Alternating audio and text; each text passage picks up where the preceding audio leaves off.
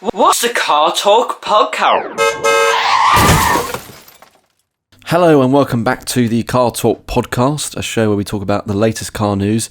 And I have COVID. Oh no. How you doing, Matty? Yeah, not too bad. I am, because Bailey didn't mention, the other host of this podcast. Find us every week. I forget. And before Bailey goes on about COVID or Vegas, he's going to introduce our next guest. I am, and joining us obviously this month is Jamie. Hello, Jamie. How you doing? Hello, not bad. I'm not bad. How are you guys? Yeah, good. Yeah. You don't have a YouTube channel. That's the first. Who is first Jamie? guest who hasn't got. You say that. To be fair, you say that. I do actually run a YouTube channel for a register I'm part of. Well, there we go. So then. I'll delve more into that as we speak about it. Yes, 100%, mate. And obviously, as usual, we start with the car news. Matty, did you have something to say?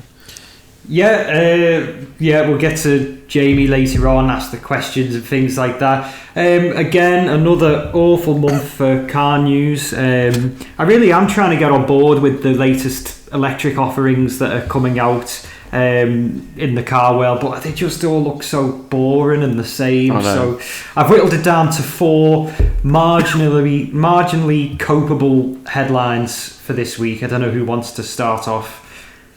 Well, I'm like you, Matty. I have got all electric cars pretty much, and apart from two like normal engines, which is good because I managed to find that. I had to dig deep for all that sort of stuff. But you get rid of your first electric car that I'm not interested in. First electric car that we're not interested in. It's not only an electric car, it's also an electric car sort of edition that won't be coming to the UK. Quite a shame, actually, because I know we love the Citroen Ami on the Car Talk podcast. I certainly do. Yes. Daniel It's grown on me. certainly does. And that's my first mention for him for this podcast, as we always do. This month, Citroen have revealed the Ami Buggy Mahari Spirit. Oh no, it revives the Mahari Spirit, but it is an Ami Buggy. It looks really cool if you Google it. It's got a roll-back cloth roof. It's got no doors and just sort of like fairground ride bars to keep you hemmed in. It's finished in like a Land Rover Defender green and steely wheels. Left-hand drive only. I thought you drove in the middle in them cars, but anyway. It's basically a beach buggy in the form of a Citroen Ami, and I think it looks really cool. Not coming to the UK. I agree with you. Yeah, that is a big shame. But then, to be fair, they are logical about that. Where the hell are you going to use it in the UK? Because there's nowhere that's going to be feasible for that, really, unless a beach or something. Well, maybe. I don't know. It's I don't know what you guys think, but it's pretty hard to use a Citroen Ami in the UK with UK traffic and it not being able to go over 25 miles an hour. So, you know, could be some uses for it. I wonder if you could use one in Namibia, maybe. Yeah, maybe. That is exactly, true. Or just a beach. I don't know. Or a beach. Does it? It doesn't look like it has much ground clearance. So you probably are right there, Matty. I'd say beach is probably more its suitable sort of environment. But I actually really like the look of that. It's actually really cool. I think I might like that more than the normal one. Well, this is a common reoccurring feature of the podcast where we talk about cars and we say who the hell would buy this. I think we've done it with the some smart car that was released and stuff. This is another. Who's going to buy this? No idea. Looks cool. I would. Matty, I want to talk about the new Peugeot 408. I've seen this. Have you seen it? Yes. Yes. It's a bit of a confusing one, I think, because I don't think they've decided whether it's going to be a fastback SUV or a coupe. So they just decided, let's do both instead. But I think it looks alright. It's got a range of engines, and it has 225 horsepower hybrid version as well. I don't know if it's based on the Citroen C4. It looks like a reheated Citroen C4 going down the lines of the Renault Alibaba or whatever it's called that's been released recently. Coupe SUV, BMW X4 vibes, anyone? No? Yeah, sort of. It's just, the front's completely different, I think. But just the shape. I'll be honest. Yeah. I'll be honest, I literally have no idea what any of these cars look like. I literally just don't pay any attention to these like new electric / SUVs coming out. I would agree with you there. Mate. I try not to, but I have to. It's my job. No, of course, yeah. We'll get some angry letters coming in saying, "Oh, why didn't you review the new Peugeot 408? Actually, it's a hybrid." It's like I don't care, and that's why we're moving on, because I want to talk about a. Well, actually, it's a new. It's a. They say new Pagani, but it's not a new Pagani, but it is a new Pagani. It's a all new Huayra, even though the Huayra's been around for about 10 years, and it's called the Coda Lunga. And apparently only 5 are going to be made. It comes with a 6-litre V12, which is the same as the last one. But do you guys want to have a guess how much it costs? Is it £6 million? It's 6 million, but not pounds. Oh.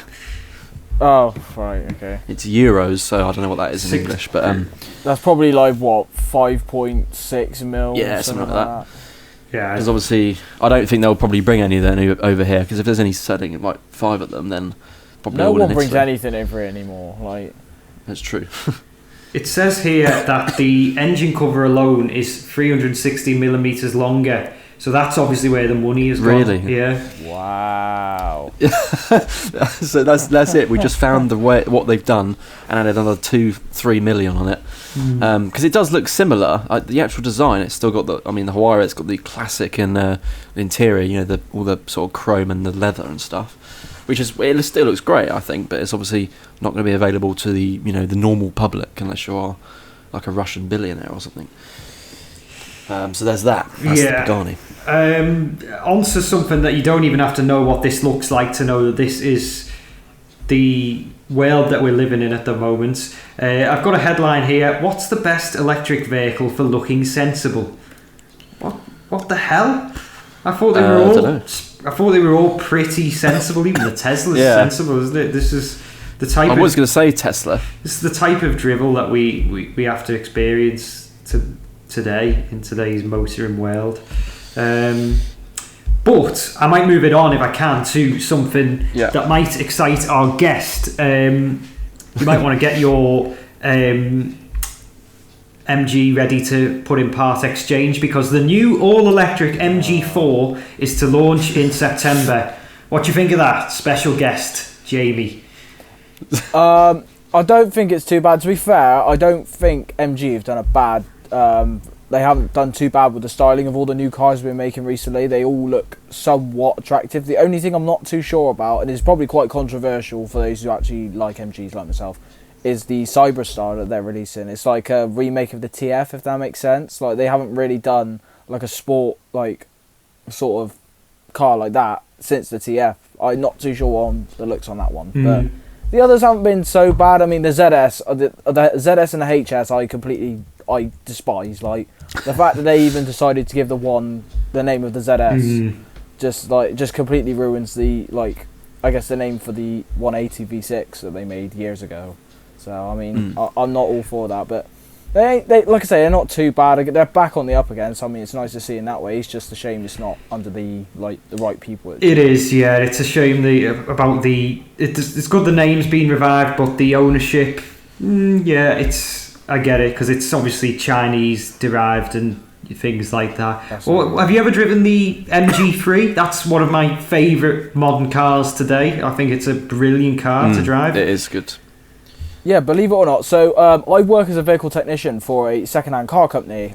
Shan't be saying a name, but I work for a second-hand car company, and I do vehicle inspections, vehicle repairs, you name it. Yeah. And I have actually had a couple of MG3s come in. I've had the Mark 1, which they did up to about 2018, and I've also had a couple of Mark 2s in from 2019. Is it late 2018 onwards, whatever it is? So they're not actually that bad. The engines aren't that. The engines are pretty good. I don't. What engine do they actually source from? I don't know. I swear I was in something else. I think it's their own engine, isn't it? Or it's like a Vauxhall engine. I'm not too sure. But fun fact, actually, on the Mark 1 MG3, the oil filler cap is the exact same filler cap you'll find on any MGZR, like the ZS 180, like all of the old MGZ stuff that was post 2000 that they used to try and keep the company alive. They got the same oil filler caps. I don't know whether they had like millions left in the spares bin. We best get in touch with Longbridge and say that there's been a break-in from the Chinese or a copyright issue. No, literally, yeah. And to be fair as well, with the MG3, I know the ZR at least has got quite the reputation for a good chassis, so it handles really well, hence why they're quite common track cars. The MG3 actually does handle pretty well. It's almost like up there. It's not quite like the ZR, but the handling is still actually really good. I was very surprised. Well, it's one of the only modern cars to still have hydraulic power steering, so that the steering gives brilliant feedback. I love them. I think they're great cars. Yeah, it does, to be fair. But yeah, like unlike the K series when it does operate, unfortunately the MG3 is a little bit dog shit slow for my liking. So. No, I did notice that they are quite slow, aren't they? I mean, I haven't driven one myself, but I've played it in Forza, and it is slow. I think they're very rev happy cars. I think they like to be pushed. I like them. Yeah. Yeah. Do you want to move it on, Bailey, or do you want me to do another item here? Yeah, I mean, I did have the MG4 down as a segment as well, but obviously we've mentioned that, which is fine. I suppose I've got a few more facts about it. It does 280 miles of range, and it's going to cost roughly £25,000, and I don't know if that is justifiable for the price, really. For a range of 280 miles, I'm pretty sure there's other manufacturers doing a lot better than that, aren't there? Yeah. That's not exactly groundbreaking, and then to charge about over 20k for it. I know. You're asking a bit. That's a lot of money for I mean, it's not very big either, is it? Like in the pictures. No. That's what I thought, but I want to talk it's probably about. Going to be like Nissan Duke sort of size. Sorry for interrupting. That's right. It's going to be like Nissan Duke sort of size. Like. Do you reckon? Probably. Like obviously you can't tell until you see it in person, but. Yeah, you might be right actually, because in the guess. pictures it sort of looks like a mini, like sort of super mini, doesn't it? But actually, you probably could be right. Maybe. I think the front looks quite good actually.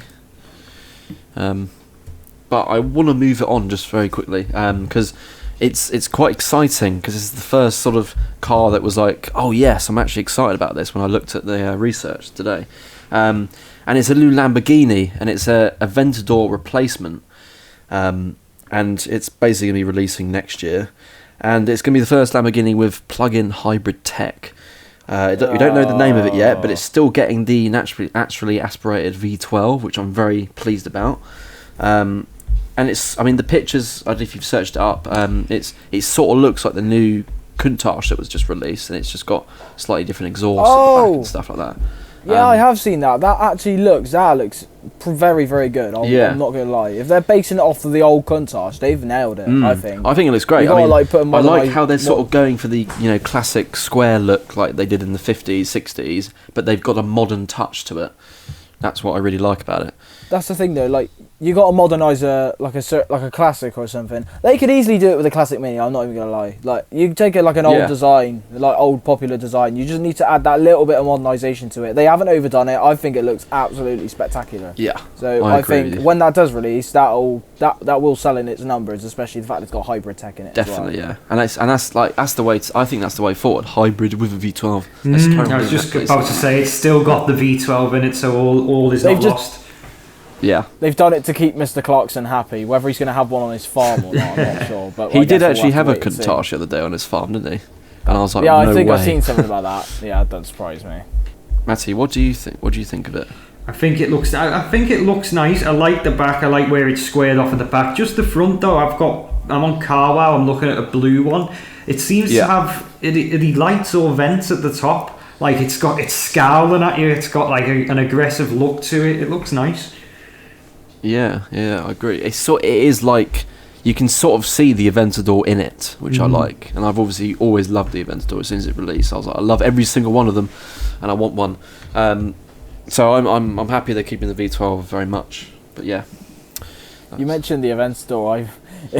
I was only watching it the other day. To be fair, I think about the Top Gear News when they announced the Aventador J. The fact they ain't got the windscreen, and they're like taking the mick out of Hammond and May of what they'd look like if they went at like top speed in it. So Matty, have you got any car news to finish off the news? Yes, last one from me. Fantastic news this week if you are in the market for a booted SUV. Obviously you can get booted hatchbacks in the form of saloons. You can now get a booted SUV and it's the Citroen C4E. Hang on, Citroen EC4X. The Citroen EC4X, is that what you called it? And this is a sleek car that is basically a booted C4 if ever you needed a SUV that didn't have a hatchback. Right. Well, that's good. I gotta lie. Anyway, I was looking forward to your description of that, and then you lost me at the minute you said Citroen. Yeah. So. I'm sorry. Do you want to take that back? No, you can carry on, mate. You do you. Like, I just thought I'd give some good feedback for it. I was hoping you'd say I'm not interested, because I'm really not. I'm not interested I'm not at all. interested. Anyway, let's move on. Have you got? Is that all the carnage you got, Matty, for us? It certainly is. It is. I've got one more, but I'm not interested in it either, so I'm not going to say it. I'm going to move on to our games, which is obviously our segment that we give, well, ourselves if we're just doing the podcast, but also our guests. Yes. Now, Jamie, if you're not familiar with these, we do 2 games. One of them's called Scrap Drive Own, and basically I give you, well, this week I'm giving you cars. That basically I give you 3 cars, and you basically have to say you'll scrap one of them, drive one of them, or own one of them. It's a bit like Snog, Marry, Kill, or whatever it's called. I keep saying kill every time I say that, but anyway. And then after that we do I think it's Auto Star, isn't it, Matty? Which basically you get given a question about a celebrity, and you get 3 celebrities as the options, and then you basically just have to choose the right one for it. Sound good? Yeah. Excellent. I'll do mine first then, and it's Scrap Drive Own, so it's going to be a convertible edition, because I was like, why not? So the cars I'm giving you, Jamie, are an Aston Martin DBS convertible, a Bentley Continental GT convertible, or a Maserati GT convertible. Ooh, right, okay. I think just for the curiosity, I'd probably, so this is the drive, I'd take the Maserati. So nice. I've always had a little soft spot for Maserati, like Same. ever since I've been a kid, and they've always just looked like out of their, like completely out of I'm trying to find the right word here. They just look completely different to everything else. Anything I always used to see, and they always just sounded a different breed as well. So like I'll drive one of them just for the curiosity of it, and I would own, which so this is power of elimination here. I'd own the Aston Martin. Yep. So obviously I would scrap the Bentley. Bentleys are just not good choice. They're just not my go-to. Like, they're just not. I'm not an old person. I don't have a pension yet, and I don't plan to do any tax dodging anytime soon with a Jag. I completely agree with all your options there. Yeah. So I've always loved Aston Martins as a kid as well. So basically, it's an interesting little fact about me here. So I grew up in a place called Kemble. So I don't know if you guys know where that is at all. Kendall? Like Kemble. No. Kemble. No, I've never heard of that. It's a small little village, and it has the likes of a train station, what have you. It also contains an airfield. That airfield in question is where Top Gear actually used. They actually filmed a couple of their car reviews. I don't know if it's like if it's noticeable in the episodes or anything, but yeah, they actually used to use the airfield and do like some of the car reviews on there. And they also had like the Formula One teams going up there all the time as well.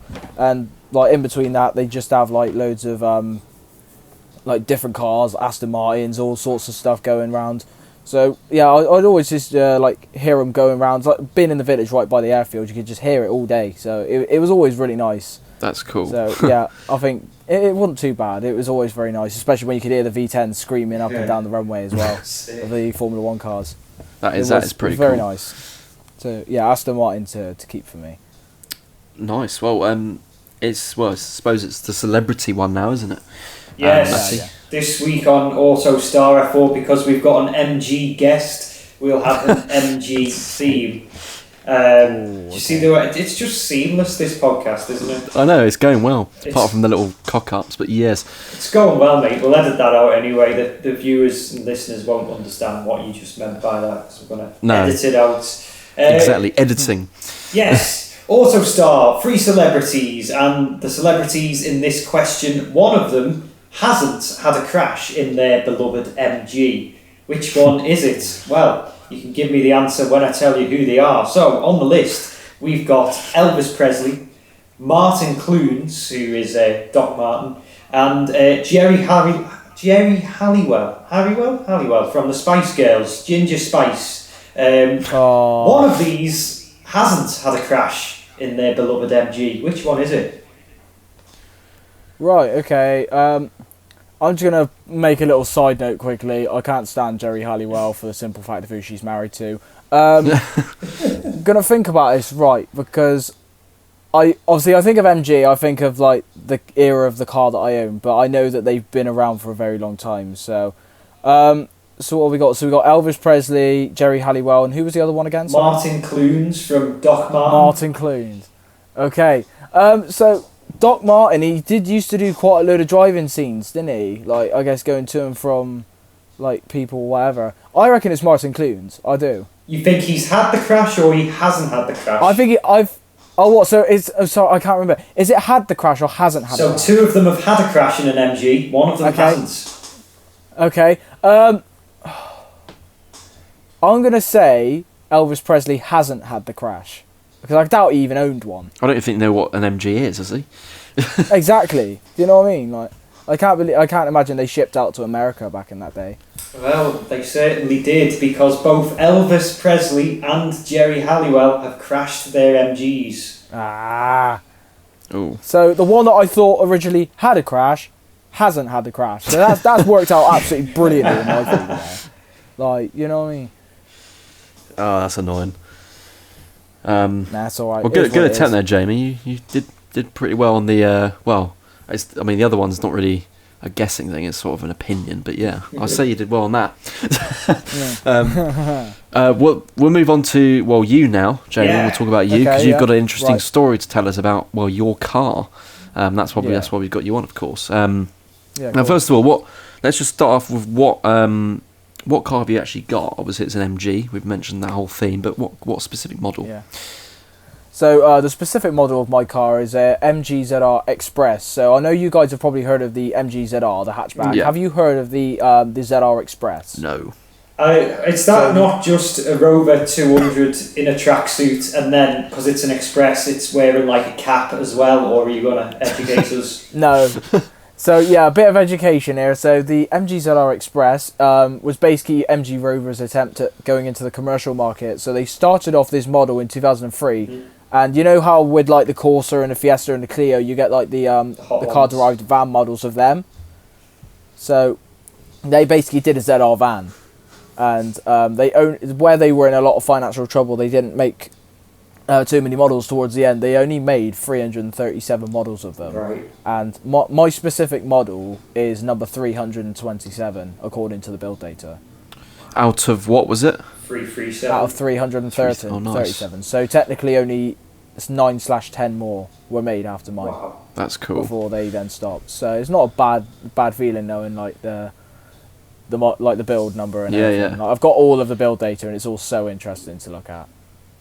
And how did you actually acquire this car? So this is actually quite an in-depth and complex story. So I always liked the MGZR from a young age. So it basically started with my auntie. She had a Mark 1 X-Power Grey one when I was young, and my old man, we're going to go into the stereotype here, my old man ended up doing the head gasket on it twice before eventually, the only reason it got scrapped was because she hit a deer on the road. So it didn't actually get scrapped because it kept shitting head gasket. Go on, carry on with your stereotypes and that. No, so it only got scrapped because of that. I always did like the car. Like you obviously had like back in that day, you had like Vectras, Astras, all sorts of different hatchbacks like that. But the MGZR, for me personally, it just looked different, and I just loved the look of it. Yeah. And it was just always one of them things. And I come to 17 years of age, and I was looking for a first car, and I really did want a ZR for a first car. But I did do a bit of research into them, and the insurance stories, they're all true. For a 17-year-old, it is literally like $2,500, $3,000 to insure a 1.4K series, given out like the power they put out and also how rev happy they are. So I think literally everyone that owned one, as for a first car or for a boy racer, they all ended up in a ditch or something. So insurance were just like, yeah, you can have it if you're going to pay us this much, sort of thing. So I always wanted one from when I was 17, when I was looking for my first car. But getting more onto the point about the Express itself, I was approached by my old man. So his mate, it was through him, his family. So his sister, my dad's mate's sister, was married to this man who's really massive petrol head. I didn't know him personally, I never met him personally, and I wish I did, really, because he sounded like a really amazing bloke. And he sadly passed away over in 2016, so it was a really sad occasion. And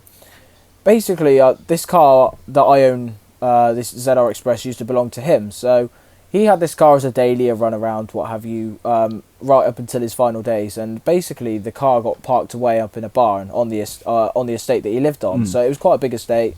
It was a very nice place to be fair. And it got to the point, sadly, where my dad's mate's sister was coming towards her final days, and she gave my dad's mate the responsibility to clear the estate out. So at this point, they'd already sold the majority of the cars that used to belong to the man in question. Yeah. So all these kit cars he had, and all these just nice classics.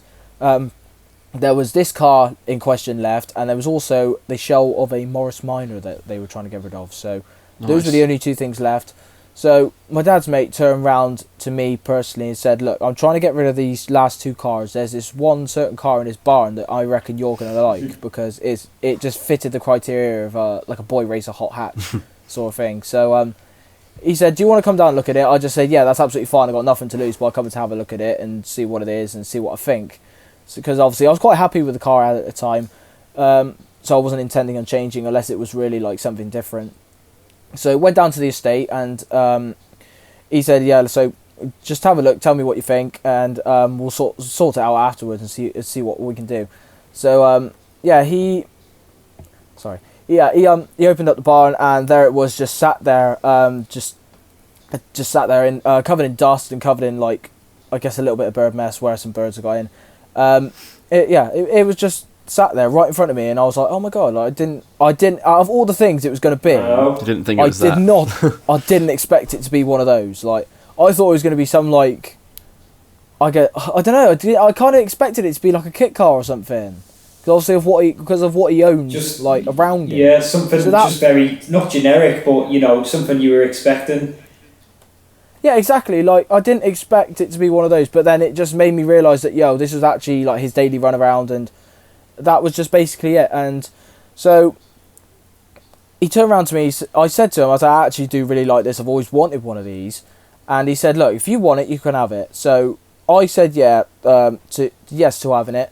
And I went to go look at it a couple more times before we got it out the barn. So basically, we had a bit of an issue trying to find the keys for it. So where the bloke had obviously passed away, we didn't know where the original keys were. So we were a little bit screwed from the get-go. I remember going, actually, to look in the back. So I'd already looked in the front, looked under the bonnet, what have you. So I went to go look in the back, and I went to, like, dust off the back window. I went to obviously look in the back window. I was like, I can't see anything. Only to realise that it was actually, like, a body panel. I was like, why is that blanked out? Like, what? I've never seen this before. I went home that same evening, and I went and done my research, and I never knew. Out of all the time that I was kind of clued up on MG Rover anyway, but I never knew that they'd actually made a van model of it. So I had to look up and had a look at, like, the numbers and everything, and just see how many they made. Like, because I couldn't imagine they'd made many, because I'd never seen one before. Even when they were in their, like, most popular days, like mid noughties and everything. Like, I'd never seen one. I was like, that's actually mad. So we eventually got it home. We got it onto the back of a low loader and got it home.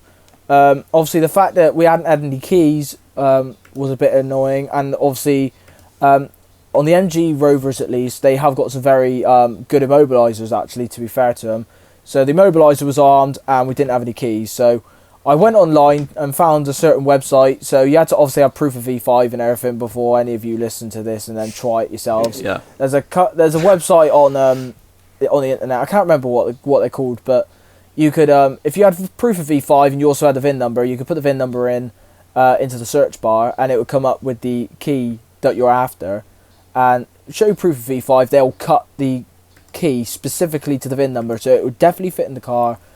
And so we thought, happy days, we've got one of them, we're going to be able to get in and start it and everything.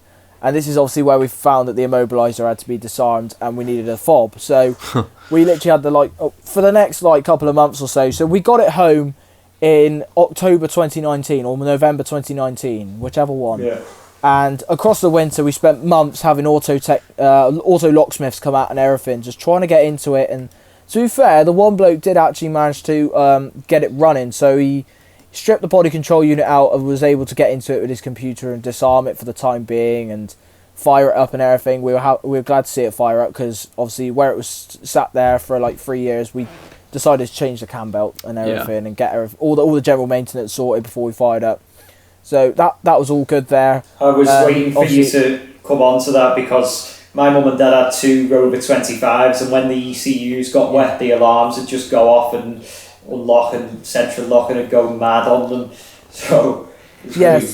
So yeah, to be fair with them, it really does depend. So the Mark 1 was actually better in terms of not going as mental with the alarm when the rain got in. It was the Mark 2 that was more trouble. It was the Mark 2 that had the more troublesome body control unit. So they decided to get a company called Pectron to make the body control unit for the Mark 2s, and even to this day, that they're still troublesome. They shit the relays all the time, and it's really weird. They were built really weird. So the relays, you could have one relay for the horn and the front lights, and then another relay being rear fog lights and a speedo or something. I don't know, but it's literally like that. And it is, as soon as they get wet, they go wrong. So this auto locksmith was able to hook the computer onto the body control unit and was able to get it firing and everything. As soon as he disconnected his laptop from it, it armed the immobiliser again, and we were back to square one. So basically, I then joined the MGZR forum on Facebook, the MGZR Owners Club,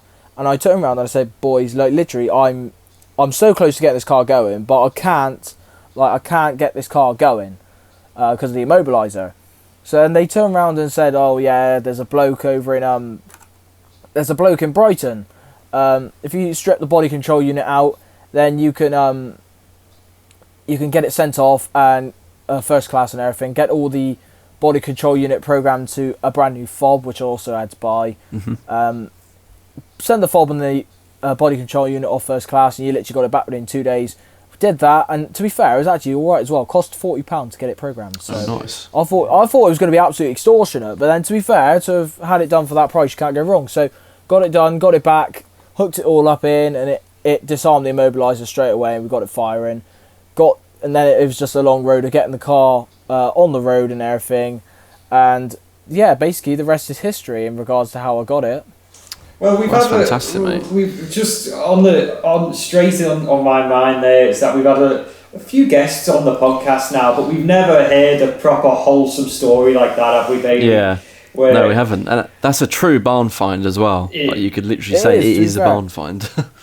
I just want to quickly add a little side note. I think it would only be right for me to talk of this story, but also give a tribute to my old man and his mate, who both worked incredibly hard to not only offer me the chance to even get access to the car and have the car, but then also help me in regards to getting it running again and being so supportive of whatever. And also a tribute as well to the previous bloke who owned it, called Bruce, who obviously sadly died back in 2016. So the car's on the road and constantly keeping his memory alive, and also just a tribute to the rest of his family as well. So yeah, man, it's only right for me to say that, and pay tribute.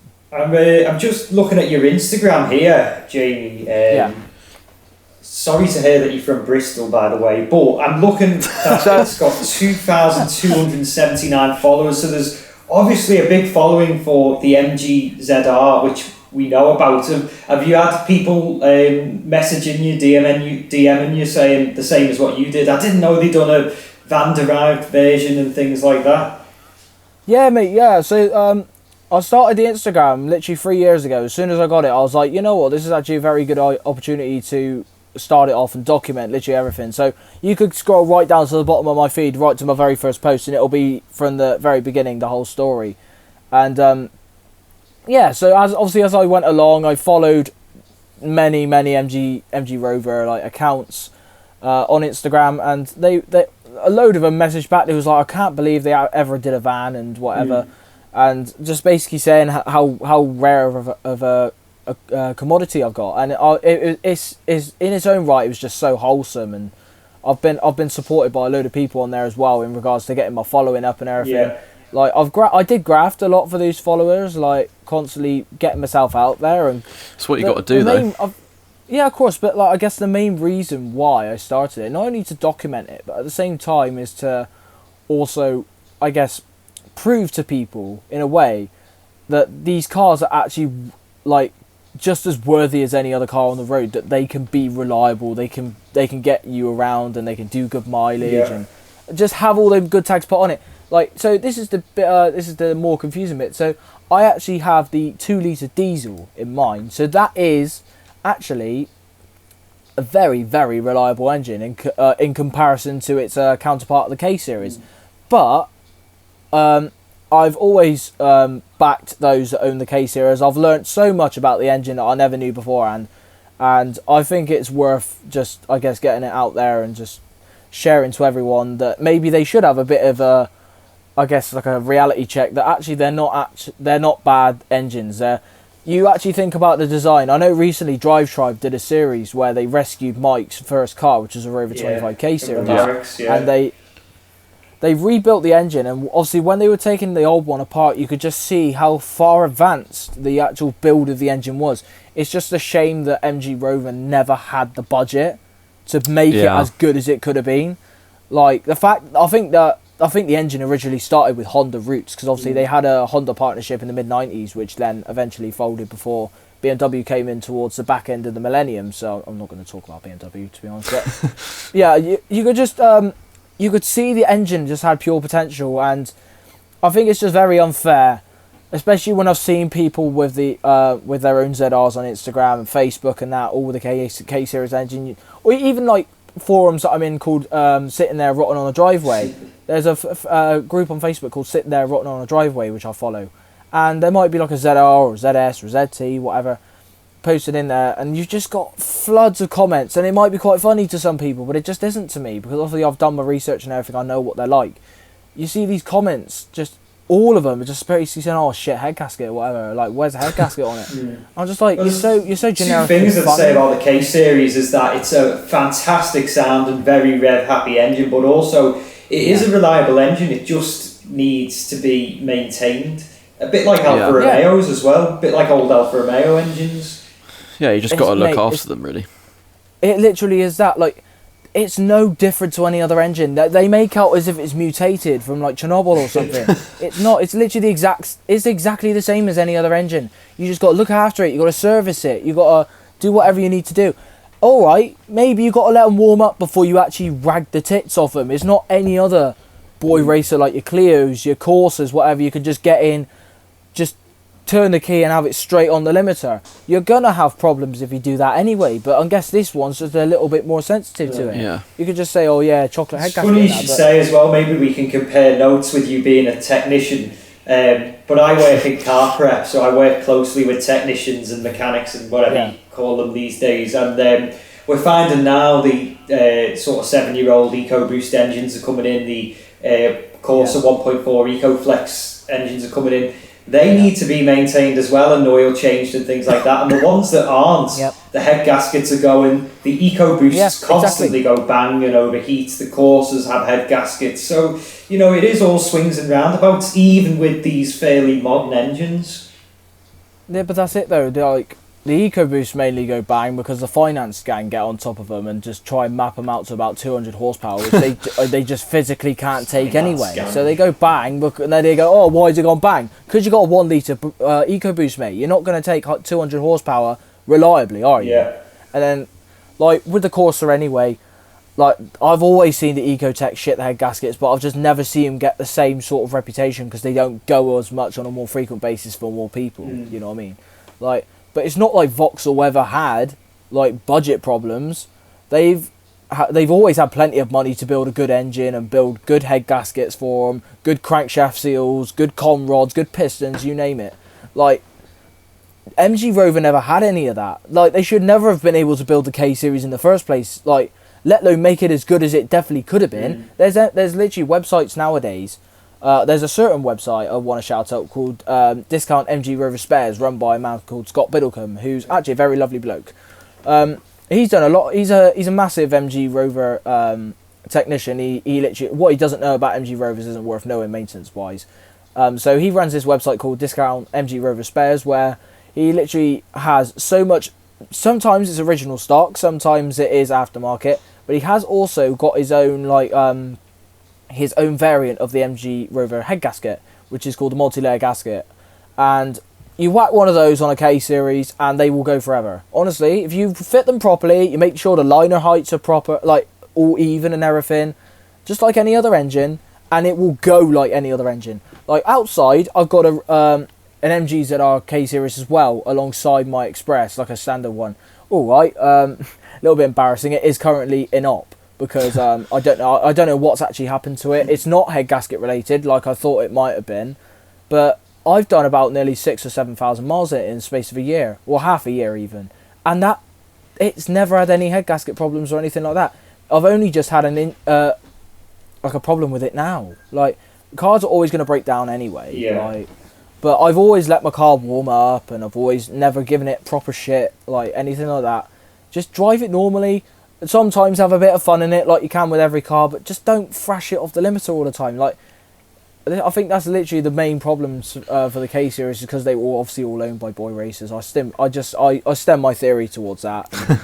I guess if people just want to have that opinion on the K-Series, and that's absolutely fine with me. You can have whatever opinion you want, but at the same time, just be respectful about it. You know what I mean? Like, I hate to make it like a sort of rant, but I think it's just a little bit insensitive to those, like, we actually do own these cars. Some of us, to a very good extent, look after them, and they turn out to be as reliable as any other car you can imagine on the road. So, I mean, personally, I think they're very good little cars, and maybe that is a little bit of bias on my end. But well, no, coming from someone who doesn't and hasn't owned a Rover yet, plans to. I think it's completely fair cop, because I've just experienced the engine and I think they're absolutely fantastic. If you have another question for Jamie Bailey, then go for it, because I've got one or two more as well. Yeah, I've got well, actually mine's not really relevant, so I won't do mine, but you go for yours, Matty. I was just going to ask, obviously you've mentioned that you've got another ZR on the side that's currently in op.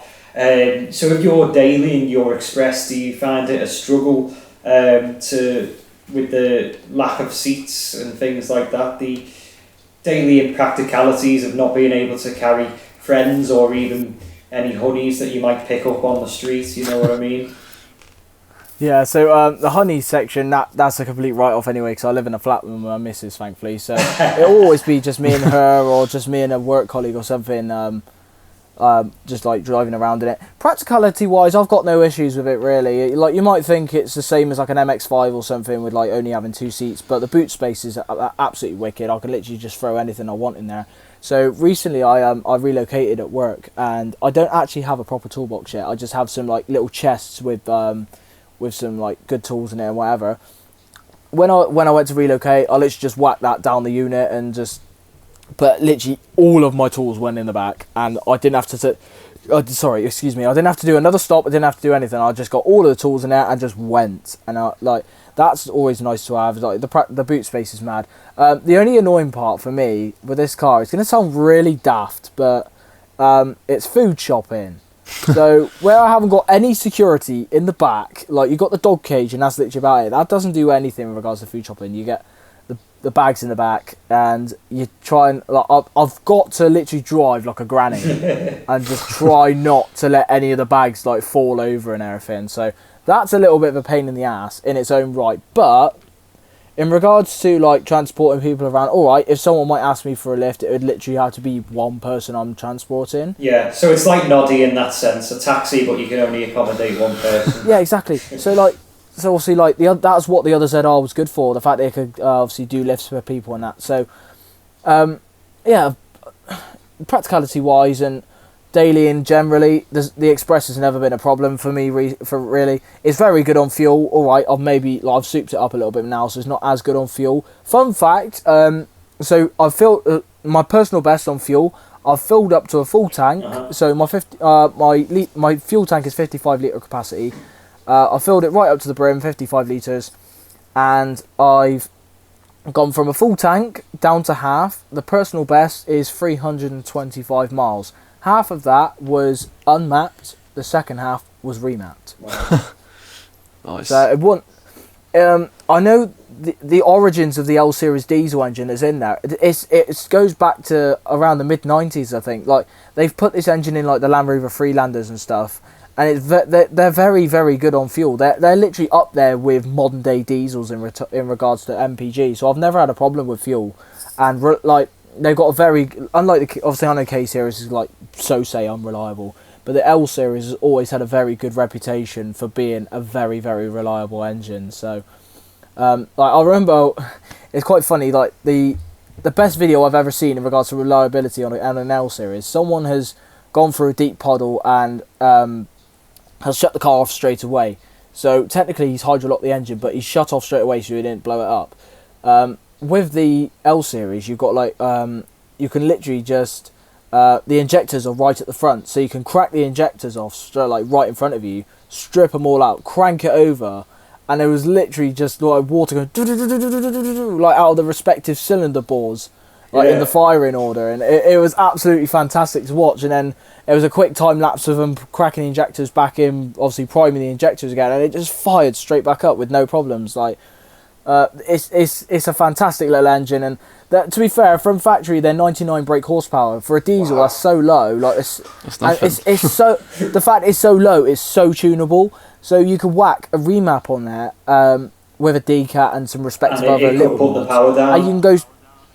You put honestly, the power went straight up to 140, 145, and then you just put the uprated injectors in it, which I've got all these mods applied now, and it takes it up to 170 brake horsepower from 99. That's good. Not bad. Yeah, that's right. Sorry, that's what I meant. Didn't even put the power down. I meant like put the power down on the road, like it could take it, sort of thing. Yeah. Yeah. Oh right. Yeah. I get you.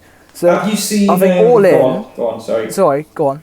I was going to say, all in, all those mods cost around £300. Wow. Really? So it's not that much to get an 81 brake horsepower increase. So that's crazy. So nobody would like even think to say I'm gonna get one of these L Series diesel engines and do that, but it sounds very tempting, doesn't it? Have you seen obviously you won't remember, but you'll know of the old Rover Maestro van that the old TV aerial men used to. Yeah. Would you ever have one of those as a project on I'd the have side? one. Mate, honestly, if I could afford it, a Maestro, like not necessarily a Maestro van, but a Maestro is definitely right up there with one of the classic I want to own. So a classic Mini, forever my dream car. Yeah. Like I've always wanted one, and I will get one day, whether it's a restoration or a clean one. So I'll get one of them eventually. But yeah, a Rover / MG Maestro. I love a Maestro. They're honestly fantastic. I remember starting my job as a vehicle technician at the company I'm with now. Before I got, this was in the other location before I got relocated. My first day, I started there. There's an mgzr 180 outside belonging to my supervisor, and I knew straight away he was an MG nut just after seeing my car and everything. He was asking me about it. And then I go in the workshop, and his other car is in there, and that is an MG Maestro Turbo. Wow. Like tick for a turbo. That's one of 500. That's a very rare commodity in its own right. And I just fell in love with it straight away. He's rebuilt. It's weird because obviously the shell's quite rusty in that, but it's not rusty like as in it's breaking apart. It's still like there's still bare metal somewhere, but the shell's a little bit rough, but then the engine's completely rebuilt and everything. So when he does take it for a drive, it really does go, and it's just one of them. You just if you're not ignorant in regards to like your love for cars and everything, you're gonna always appreciate classic cars and just the way they operate and how old fashioned they are compared to like what cars are like nowadays, and like the smell of them to start with. My colleague right now, he's got a Mark 1 MX-5 Miata. Nice. And it's finished in a lovely blue colour, and honestly, I know this is absolutely like unheard of for an MX-5 of Mark 1 as well. It has not got, and I kid you not, has not got a single speck of rust on that car.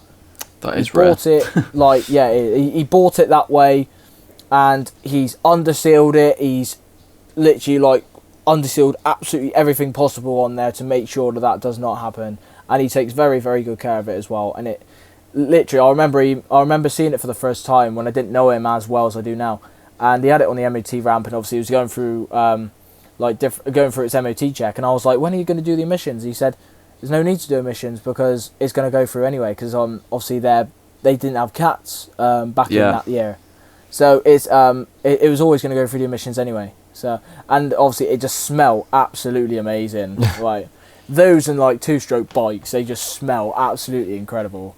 Like it's just something you get with them that you just don't get with cars now, and it's a really, really sad reality. Like with cars these days, it's exactly why I got mine. They have no car. Well, yeah, I like your MX-5. I'm not gonna lie, it looks very, very nice. But yeah, like I say, with like modern cars, they just don't have any character these days. I think this is like, I guess this is why you guys probably like the MG3 so much, because that's just different. It's a glimpse of the past in modern form. Yeah. It is, yeah. Like you think on the name as well, like what they used to be and what they used to make. I know they're Chinese now, but you can't like disregard the past, can you? Like they always used to be very good, whether they were with like in the British Leyland days with like Leyland, Triumph, Austin, whatever, or whether they were with Rover as MG Rover. It's always been a legendary brand, and there's a reason why their car club is the biggest car club in the world. And little side note, actually, to be fair, in regards to the MG Car Club, this is what I was going to say about with the YouTube channel. So I'm part of the MG Car Club Z Register. So the Z Register is an organisation put together by us owners of these Z cars, ZS, ZR, ZT, whatever. And basically we run our register in line with the MG Car Club, so it's part of the MG Car Club. And we obviously take ourselves to the MG events in the year and have stands on and everything. And we have our own website. And interesting fact is over 80% of all mgzrs made have been scrapped now. Wow. Over 80%. And they must have made about 85 to 90,000 of these. That's mad. Like, it is a mad statistic. I knew a load of them got scrapped, but it's only until I started reading on the website that they're rarer than people think. You don't see them anymore. I certainly don't see them. I don't see any when I'm in mine. Like, no, I see 25s. I see the odd 200. I don't see ZRs. This is the thing. Yeah, exactly. I see so many 25s and like 45s, 75s, whatever. All beautiful cars, by the way. But yeah, I just don't see the ZRs. Or ZS, ZTs anymore. No. But yeah, we have that together, and obviously I run the YouTube channel on there, so do like vlogs when we go to events and like information on events coming up and everything. So it's kind of like a fun channel to run. It's more factual than anything. Yeah. But I enjoy running it, and everyone else watching it obviously gets to see what we get up to and just be a part of it in a way by being in the videos when they come to events and everything. It's all very nice. So, how many subscribers have you got on there? I ain't got many at the moment. So we set the channel up at the beginning of the year, I think. Is this no, it wasn't. the MG Car Club? I've just subscribed anyway. So the actual channel itself is called the Z Register. So Z being ZED.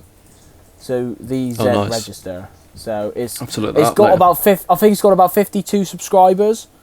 So I think we only started it in the midway of last year, so we haven't had it very long. And like I said, we don't really expect it to get that big, because obviously it's just more for like vlogs on events and stuff. I do plan to make my own series on like my car and everything, and just do some factual stuff. One of my questions, Jerry. You plan to make a proper YouTube? Not that this isn't proper, but you know what I mean. Devoted one to your car, sort of thing. I've always, this is the thing, I've always toyed with the idea of doing that. Like, I've always thought, do I do it, do I not do it? I used to have a YouTube channel when I was younger. I used to have one where I played PlayStation with my mates, and I got bullied for it, so I deleted it. So, I think we've all been there. Yeah, exactly, yeah. So I've always toyed with the idea of doing it again, and I've even had my missus telling me to do it again. And like I said, I've always toyed with the idea of, and I've just been like, can I do it, can I not? I don't know if I've got the mental strength to do it again. So it's a lot of effort, to be fair. Doing this even. Yeah, of course. Like, I think with the relevance of my car and the fact that it's linked with the channel I run now, I think if I do a series on it on there, I think that literally that links the two bridges together in a very good way. I feel like that gives me the opportunity to do that where I won't have trolls like seeing it and like taking a mick out of me for it and whatever. That's just always going to be like a worry for me with anything I do nowadays. Well, so, look, I mean, just a little bit of reassurance though. I've always had like comments, but it's never been, and this is 7 years of doing YouTube, and bearing in mind I was 14 when I started, so I've had the full like sort of puberty up to adulthood doing YouTube, and I've never had like awful comments where it's like go kill yourself or something like that. It's just just been stuff where you've just got to roll with the punches and go, oh yeah, someone's made a comment about the fact that I've got skinny legs or whatever, so I wouldn't be worried that you're going to get really awful comments, because you know, I've never had them. I don't think I think the car community is quite sheltered, and it's just mainly enthusiasts, and obviously there'll always be the odd crank who will say, oh well, you said it was a V6 and it weren't, but you know, it's never... I've had that a lot on mine. Yeah, it's never ever too that heavy, the comments sort of thing, you know. Yeah, of course. Yeah. It is like that. It's pretty much just, you know, you get like the old comment where it's like, oh, you said that something wrong, but actually it's this. It's like, well, okay, sorry, just one thing wrong, you know, that's it. Yeah, of course. But yeah, I think, are we going to wrap that up now? I reckon. Yeah, if you want to. Have you got anything else to say, Matty? Like question wise? No. Alright, cool. Well, I appreciate you coming on, Jamie, and telling us about your story. You guys having me on. I'm very happy to have been on. I'm happy to come on again whenever. Yeah, of course. Yeah. It's been my pleasure. Definitely have you on again. It's been pretty interesting as well to learn about how you acquired your car. I'm glad you guys have enjoyed the story, and I'm glad you guys have like heard me out of what I've had to say. I think it was only right to also say what I was saying in regards to stereotypes and what have you. So I think it was only right. So absolutely fantastic story. Certainly educated me on the fact that there was a diesel engine and you're being able to get more power out of it and things like that. And I think it's also a story that the viewers and listeners will be glued to, quite frankly. Yes. I hope so. I do hope so. Same with me. Well, we'll spread the word. We'll put it out there. We'll promote it anyway. As we do. That, guys. And I think it's time to move on to our promotions. So Matty, do you want to promote your channel and Instagram, whatever, as usual? Yes. Oh God, I've gone blank a minute. Hang on. What do I normally say? Oh yeah, so socials, isn't it? Yeah. So if you'd like to follow me on social media or see more of me in video form, you can follow my YouTube channel, subscribe to Matty's Cars. If you want to get me on Instagram, it's Matty's Cars YT, or if you'd like to see pictures of me and my parents absolutely hammered, you can follow my personal Instagram, Mattgram99. Nice one, Matty. Jamie, do you want to plug your current YouTube channel and your Instagram? Yeah, so obviously I'll send you a link for the YouTube channels if you want to put it in the description. So the channel is the Z Register, which is part of the MG Car Club. Obviously we vlog like events and other stuff on there, so be sure to subscribe to that. It's only going to get better from how we currently are, so that'll be all right. And also my Instagram is Jamie_mgzr, so if you guys want to follow that, and I'll be more than happy to answer any questions you guys have got for me, or anything you just want to say or whatever. Just fire away. I'm all ears. I'm more than happy to listen to all of you that have got something to say. So. Excellent, mate. Thank you very much for that. And obviously you can follow us on this channel, the Car Culture channel. And if you want to follow us on TikTok, because we've got a TikTok, we post like behind the scenes stuff. And that's Car Culture Club YT. If you want to follow us on Instagram, it's carculture_YT. So that's that, I think. Again, Jamie, thanks so much for coming on. It's been awesome to hear your story, mate. And I think that kind of wraps it up. Thank you very much. Thanks a lot for coming on. Yeah, see you next time, guys. Actually, this is a podcast that's coming out middle of the month, and then we got one at the end of the month because we didn't do one last month because we were busy. But yeah, we'll see you at the end of the month.